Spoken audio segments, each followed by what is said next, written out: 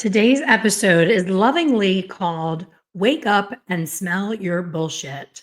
And I say lovingly because we all have a story that we continue to tell ourselves about why we're not completely booked, why we're not making the income that we want to make, why we're most days pretty miserable. All of the things that we complain about, all the things that we do day in and day out, we always have a choice. And we always have the will to have a better tomorrow if we make simple changes. I came across a post, not in the hair industry. It was in an over 50 and fabulous group. So there's many reasons I want to feature this over and 50 fabulous post. One of them being in the current climate in the salon world, there's a lot of emphasis on lived in color, younger clients who come and get these 4 or 5 hour transformations. Newer stylists are booking only 4 clients a day and spending hours and hours with each client. And they kind of poo poo doing a single process gray coverage retouch. And as somebody who has made a lot of money on single process retouches, I think that, the industry has changed so much that we have to do what works best for us, number one. So if doing, the 4 hour clients once or twice a year works for your business model, that's awesome. But it also can be exhausting constantly having to advertise to get new, and more. When if you have a loyal clientele who comes every 4 to 6 weeks, you really only need a couple hundred clients to be permanently booked all the time and make a really nice living. So the post was in, again, an over 50 and fabulous group, and it said, how far would you drive to get your hair done? So the old school marketing and theory was location, location, location. We've all heard that, be in a great location. I remember looking at a location when I was looking to be in the Conshohocken area where my current salon is. And I looked at this project. It was right on the water. It was going to be this big deal. And the gentleman that I met with, he saw the blonde hair and he thought that I didn't understand, how much per square foot and triple net and all the things that are involved with leasing a property, which I did understand. And he was talking in rhymes and riddles and talking in circles. But what I do remember and what stuck with me is he said, honey, you can burn hair off and make people's hair fall out every single day in this location, and you're still going to make a shit ton of money. And I was like, interesting. Not my business model. Clearly, this is not a good fit for me, and I'm going to move on. Fast forward, I ended up buying a great building. I had a wonderful business there for the past 23 years, and that project never happened. So the location used to be a thing before we had these. Before we had cell phones, before we had computers, before we had the internet. Yes, that was true. You had to be in a stellar location just for people to even know that you existed. I remember my first salon, I opened in 1989. And to advertise, I used to drive to it was Clover at the time, now it's Kohl's, in the Endor Shopping Center. And if I was slow in the salon, I would print out 8.5 by 11 piece of paper with a special offer on it. I remember the salon that I left to open my own salon used to have a perm promotion. So of course I took their idea because we always were so busy with perms. And I would say, perm with a haircut. And again, this was 1989, $40 or something crazy like that.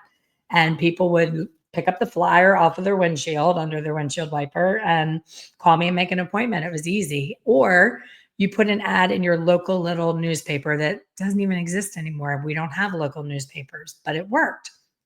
And back then it was take a location that's lower rent, that is not as visible, and work harder to promote yourself and, really have to stand out amongst your peers, or pay the extra money for the rent and have the seller location. I disagree with both of those theories today. It's 2025. It is June of 2025.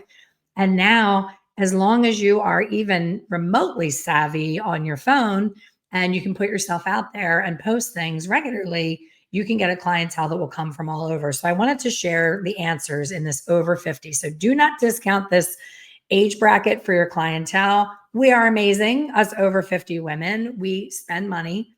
We are loyal. and we will get in our car and travel because we can. We are not running out on our lunch hour. We are not paying a sitter to watch our children while we sit and try to enjoy a hair service. I remember when I was that age and I had young children, the entire time I tried to get anything done, my phone would be blowing up with either the older sibling telling on the younger sibling or the babysitter saying, "Are you almost done? I have to go home. I have a project I have to do." Or my husband saying, "Oh my gosh, I can't get these kids to sleep. When are you coming home?" Don't miss it.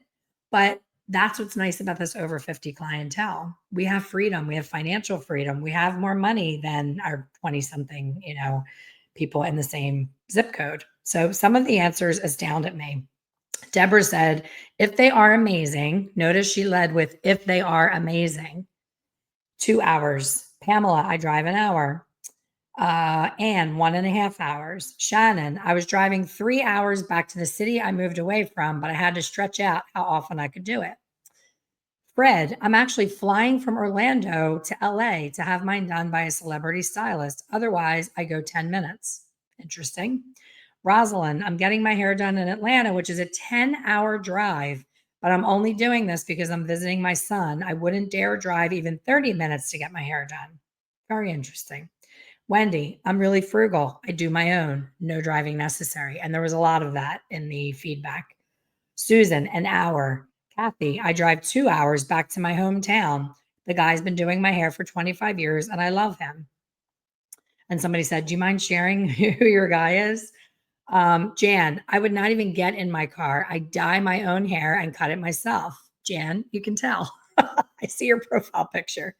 Ella, up to 1 hour. Gina, let it go natural and save the money. Galena, up to 1 hour. As you can see, I could go on and on. There's many. I live in the country. I don't have a choice. My hairdresser is between 20 and 22 miles away. Jean, I drive 45 minutes. I live in Brooklyn, but I take public transportation to Staten Island to get my hair cut. Flew from Miami to Philly. I've lived in Miami since 2008. Tried it here to no avail. So I hop on a plane to get it done right. So most people were traveling 1.5 to 2 hours to go to someone that they know, like, and trust to have their hair done. Every day I see posts in social media groups that are hair related, hairdressers supporting hairdressers, hairstylists community, blah, blah, blah.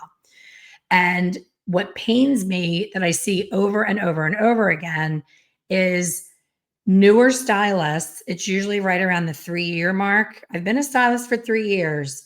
My clientele is not growing. I'm stuck.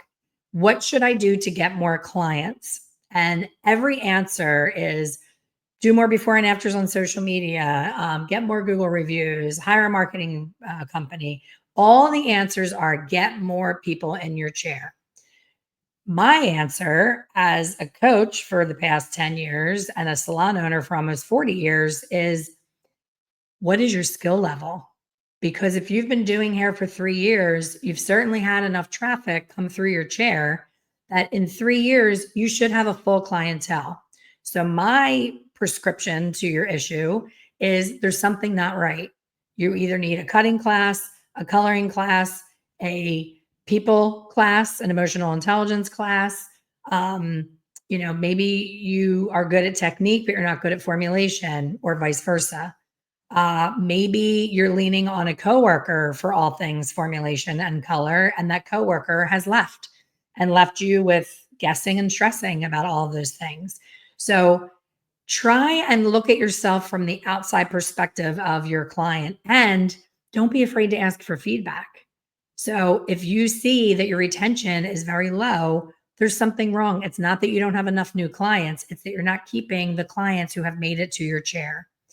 The biggest thing to build a clientele is to make the people so happy and so loyal to you that you're not constantly refilling that chair. I always use the analogy of a boat with a small hole in it. You can get away with a little tiny hole and you can put a patch on it, and then the hole is going to open up again and your boat's going to start to fill with water. And if you don't bail that water out and you don't find the issue, the hole, you're going to keep having to bail that water out the whole time you're in the boat. Is that an enjoyable boat ride? I don't think so. So we tend to blame lack of more clients when we're not selling retail to the clients that we have. We're not prescribing to the clients that we have what the issue is with their hair. We're not doing color analysis on our clients and showing them that the ash blonde Elsa photo that she brought in may not be the best thing for her individual skin tone. We're not taking the time to look into her eyes to see that the reason the last 4 hairstylists have made her orange is because they never took the time to look at all the gold flecks in her eyes and her skin tone to know that she's always going to be orange if you don't bring it up past the orange and then bring it back down. So I call bullshit on a lot of the things that you're using as an excuse for why you're not successful. Success is there for the taking for all of us. And one of the most famous quotes that everybody gets different, everybody says it's somebody different. I saw it as a Vidal Sassoon quote is the only place that success comes before work is in the dictionary. So take a look in the mirror after you listen to this episode and really, really think, what is on me? What am I doing / not doing to move the needle forward to give me the career that I've always wanted? I see a lot of people recommend in those forums when someone asks the question, get a part-time job at a coffee shop, get a part-time job bartending, get a part-time job at Starbucks to, pay your bills while you're struggling. No, I 100% disagree. The struggle is where the success comes from. The struggle, when you need that next client to pay your utility bill so your lights don't get turned off, you're going to go out and introduce yourself, shake hands with people, offer them a free service. I always tell people, do a model call, put it in a social media group, looking for models for a new color technique, DM me for details. And then when they DM you, say, send me a photo of your current hair and tell me, what it is that you're looking to do. You bring them in as a model, you do a great job, they come back and they're a client. It's that simple. I have so many low and no cost marketing answers for getting new clients. But what I'm here to call bullshit on today is it may not be that you need new clients. It may be that you just need to work harder to keep the ones that you already have. Your clients should be so excited leaving your salon that you don't even need to ask them for a referral. They're going to grab a cup of coffee at that Starbucks that you would be working at to get that extra money. And someone says, oh my gosh, your hair color is exactly what I've been looking for. Where do you go? If that's not happening, really, really sit and figure out what it is you need more education in. And if it happens to be hair color, I'm your girl. I hope you'll check out my, all of my different offerings. You can be a member in my Hair Color Secrets Insider group for as little as $27 a month and get everything you need to be the confident colorist you are capable of being. So thanks for listening to this episode, and I will see you on the next one.